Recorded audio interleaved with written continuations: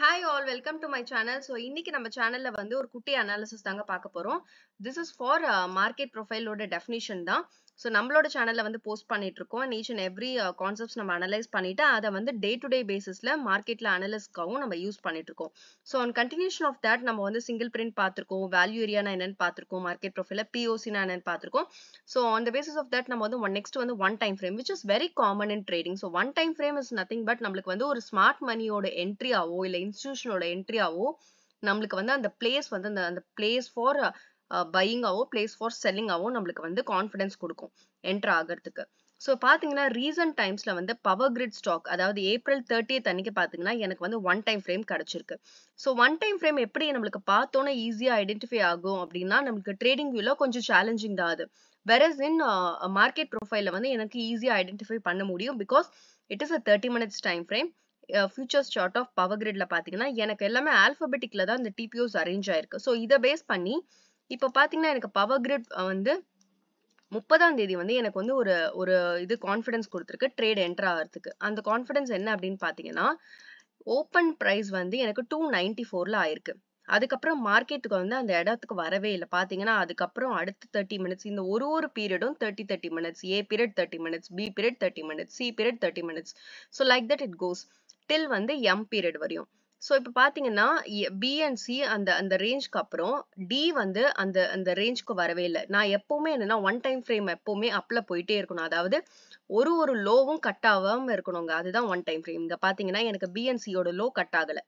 Next பாத்தீங்கன்னா எனக்கு வந்து டி அண்ட் டியோட லோ கட் ஆகல. நெக்ஸ்ட் இதுதான் ஒன் டைம் ஃப்ரேம். இந்த இடத்துல தான் நம்மளுக்கு வந்து ஸ்மார்ட் மணி என்டர் ஆயிருக்கு அப்படின்றத நம்ம புரிஞ்சுக்கணும். ஈயோட லோ கட் ஆகல. லைக் வைஸ் எனக்கு எஃபோட ரோ கட் ஆகல.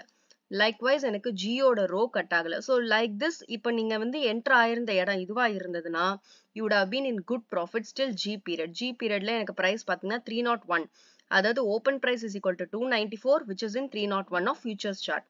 அதுக்கப்புறம் எனக்கு பார்த்தீங்கன்னா ஹெச் பீரியட்லயுமே எனக்கு வந்து கட் ஆகல. ஸோ ஹெச் பீரியடும் இஸ் வேலிட் என்ட்ரி. அதுக்கப்புறம் ஒரு சின்ன கன்சாலிடேஷனுக்கு அப்புறம் மார்க்கெட் திருப்பியும் எனக்கு கொஞ்சம் டவுன் கொடுத்துருக்கு. But it is not a big downfall. Again பாத்தீங்கன்னா எனக்கு ஒன் டைம் ஃப்ரேம் வந்து மறுநாளுமே எனக்கு கேப்சர் ஆயிருக்கு. திஸ் இஸ் ஆன் மே 2 பாத்தீங்கன்னா அகெயின் ஓப்பன் பிரைஸ் வந்து 302ல ஸ்டார்ட் ஆகி போயிருக்கு. ஓப்பனிங்லேயே எனக்கு நல்லாவே போயிருக்கு மார்க்கெட். ஸோ இதுவும் அழகா எனக்கு கேப்சர் பண்ணிருக்கலாம். ஸோ இந்த மாதிரி ஒன் டைம் ஃப்ரேம் வர பாயிண்ட்ஸ் எல்லாம் வர ஸ்டாக்ஸ் எல்லாமே நீங்க வந்து ஐடென்டிஃபை பண்ணி அதுல நீங்க ட்ரெயில் பண்ணலாம். ஸோ ட்ரெயிலிங் வந்து நம்ம it's a very good method of identifying one time frame. When you really identify it, so use it for the next day also for your analysis. அதுதான் நான் இங்க சொல்ல வரேன். பவர் கிரிட்ல வந்து எஃபெக்டிவா எனக்கு 30th வந்த பையிங்க கேரி ஆன் பண்ணி எனக்கு அடுத்த நாளும் எனக்கு காமிச்சிருக்கு. ஸோ இந்த மாதிரி இருக்கிறது எல்லாமே ஒன் டைம் ஃப்ரேம் சொல்லுவாங்க. அதாவது ஒரு லோவும் ஒரு லோவை கட் பண்ணக்கூடாது. சியோட லோக்கு மேலதான் டியோட லோ இருக்கணும், டிக்கு மேலதான் ஈயோட லோ இருக்கணும், ஈக்கு மேலதான் எஃப். ஸோ என்னோட ஒன் டைம் ஃப்ரேம் இன்னும் போகலன்றதை நான் கான்ஃபிடென்ஸா சொல்லுவேன் டில் ஹெச் பீரியட். ஐ பீரியடுக்கு அப்புறம் எனக்கு என்ன ஆச்சு, ஜே பீரியடும் இருந்தது பட் கே பீரியட் எனக்கு லோ ஆயிருக்கு. So K period is the missing point of one time frame. எனக்கு கே பீரியட்ல போயிருக்குன்னு சொல்லலாம். ஸோ இந்த இடத்துல தான் நான் வந்து ப்ராஃபிட்டை புக் பண்ணலாம். இல்லை அப்படின்னா எனக்கு வந்து இதை வந்து நான் இங்க நீங்க புக் பண்ணாலும் that is fine. If you do trailing the best place is K period to book your profits.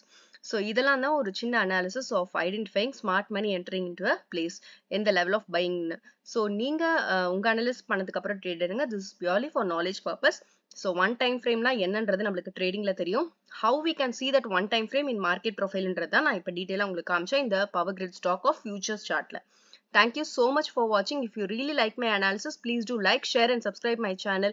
Next ஒரு இன்ட்ரெஸ்டிங்கான கான்செப்ட் ஆஃப் மார்க்கெட் ப்ரொஃபைல வந்து நம்ம வந்து இந்த அனாலிசிஸோட ஜாயின் பண்ணி பார்க்கலாம். Thank you so much for watching.